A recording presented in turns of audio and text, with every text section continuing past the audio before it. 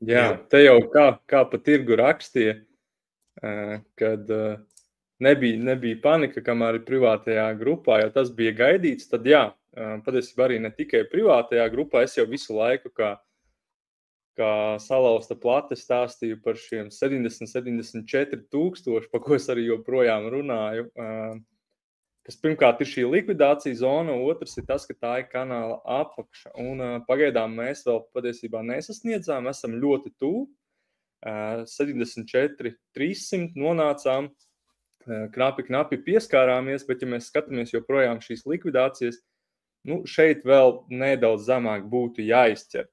Tāpēc es arī privātajā grupā šorīt rakstīju par šo kanālu mazo, kur lielāka varbūtība ir tas, ka mēs turpināsim krist uz leju, bet galvenais jautājums, cik tas zemu, nevis vai kritīsim, bet cik zemu.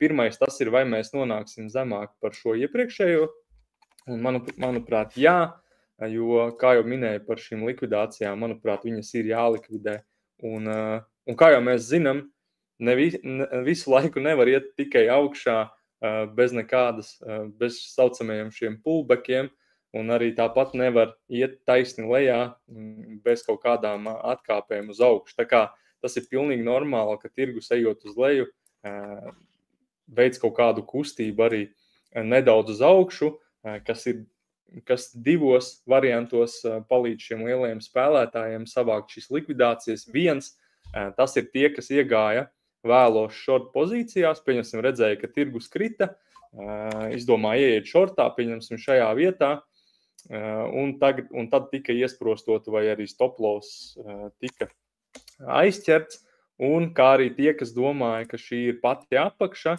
iegāja šajās long pozīcijās, un arī ir, var teikt, iesprostot šajā pozīcijā, un visticamāk atkal cerēs, lai nelikvidē. Tā kā, jā, joprojām mans ieteikums ir netreidot šajā laikā, kad mēs īsti nesaprotam, kas šobrīd notiek, bet ir jāapzinās, ka lielāka varbūtība, ka mēs nonākam līdz šai zonai, pa kur es runāju jau vairāk kā 2 mēneši, tā kā tas jāsaprot, ka tur mēs varam aiziet.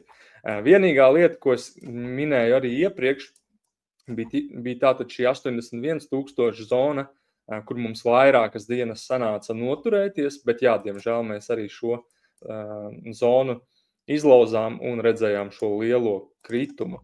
Un ko šobrīd visi traderi skatās? Labi, tas ir viens, ka mēs visticamāk aizķersim šo zonu, 70-74, kas arī būtu loģiski atspēršanās vieta, bet visi skatās šo rezistencu.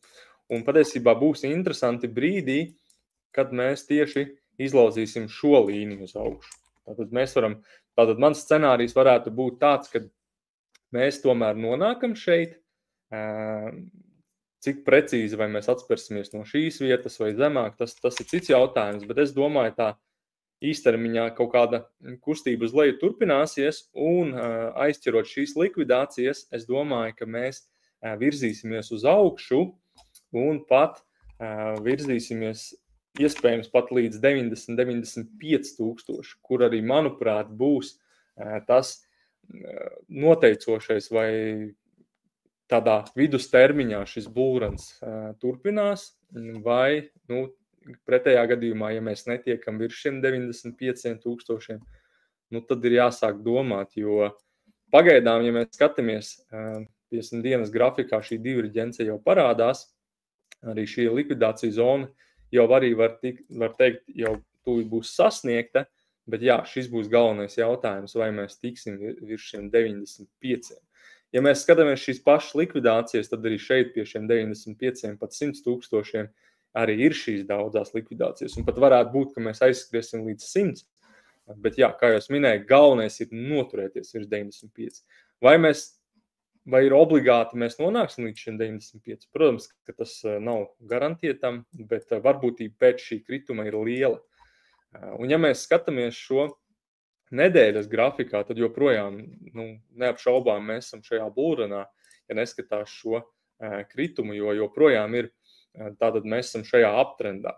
Brīdī, ja mēs tiktu zemāk uz šo 50,000 zonu, tad tas vairs nebūtu aptrends. Tajā brīdī es teiktu, viss, bullruns točnē beidzies. Bet jā, no tāda viedokļa skatoties, ka mēs joprojām esam šajā bullrunā. Ja mēs skatāmies kopējo tirgus kapitalizāciju, arī šeit es privātajai grupai rādīju, kad iepriekšējā ciklā mēs sasniedzām Fibonacci 4,236 zonu, un šajā ciklā mēs pat neesam sasnieguši 1,68, kas ir vispār smieklīgi. Un es personīgi domāju, ka šīs vismaz 1,68 līdz 2,618 būtu tās zonas, kas vismaz būtu jāizsniedz. Protams, neobligāti. Tā ir viena lieta. Un izejot cauri varbūt indikatoriem, ko mums rāda ne tikai likvidācijas, tad šis Fear and Greed indeks tik lielas bailes gan mēnesī, gan nedēļā, dienā es neesmu redzējis ļoti ilgi. Ja mēs skatāmies šīs baiļu indeksu grafikā, tad arī šeit mēs redzam, ka tiešām bailes parasti ir pašā apakšā un ļoti, ļoti līdzīgi kā šajā vietā, ļoti līdzīgs kritums. Šeit, protams, kad tas bija ilgāk un tas bija bear markets, tas ir savādāk. Bet tā parasti lokāli mums šāda veida bailes ir pati apakša. Arī P-cycle indikators mums parāda to, ka, ja viņš iepriekš ļoti, ļoti precīzi noteica to augšu, es nesaku, ka tam obligāti ir jānotiek tagad, tad pat tuvu šīs līnijas nekustojās. Tā kā no šī viedokļa arī neizskatās, ka varētu būt kaut kāds tops. Arī šis stock to flow modelis mums parāda to, ka arī šeit mēs esam tikai šajā pozīcijā, kur no oranžā uz dzelteno pārējiem iespējams varbūt nedaudz uz zaļo, kas ir šajā gadījumā, šajā ciklā bija vidus, arī iepriekšējā ciklā vidus, un šeit arī mums bija pēc tam kāpums no 30,000 uz 65,000. Tā kā no tādiem indikātoru viedokļa mēs redzam, ka īsti nav tops. Ja mēs skatāmies no tā, kad ļoti daudz influenceri jau metās uz to, ka bullruns ir beidzies, un mēs tagad iesim uz 40, 50, esmu redzējis pat zemākus mērķus. Es neesmu tajā bariņā, kas domā, ka tas ir beidzies. Ja mēs skatāmies arī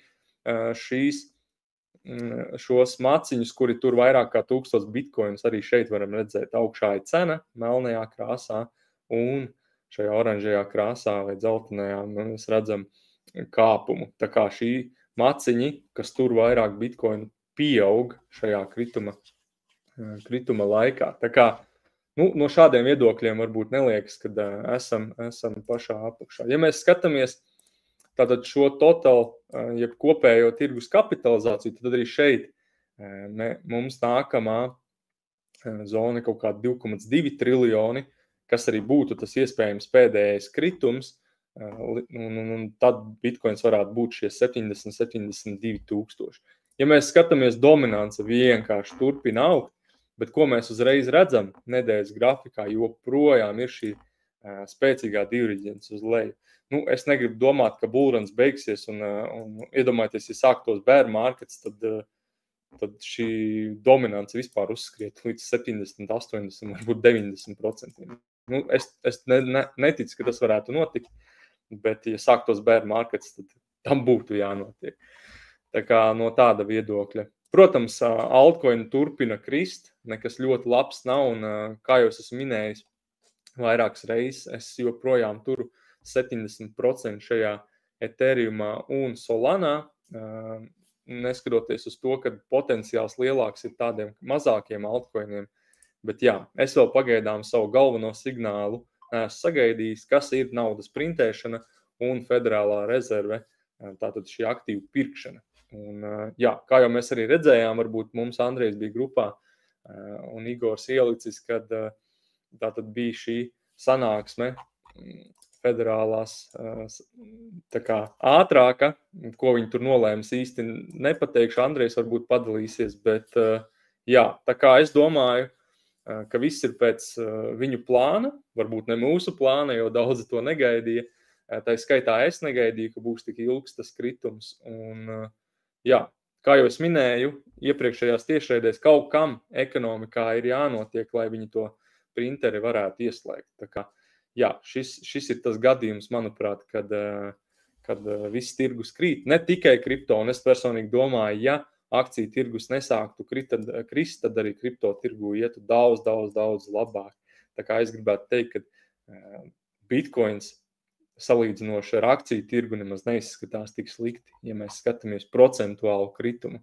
Tā kā, jā, tas tā īsumā par tirgu. Rītdien mums ir privātās grupas tiešraidi, kuras izdomāju tā sīkāk pastāstīt nākamo stratēģiju, izstāstīšu arī, ko es domāju, kas varētu mūs sagaidīt tādā tālākā laikā un kas būs mana stratēģija, ko es darīšu un ko es esmu tā kā jauni izdomājis. Tā kā, ja jums interesē tas, droši tad tiekamies rītdien un jā, došu vārdu kolēģiem. Jā, Rihard, paldies par tavu sniegto informāciju. Es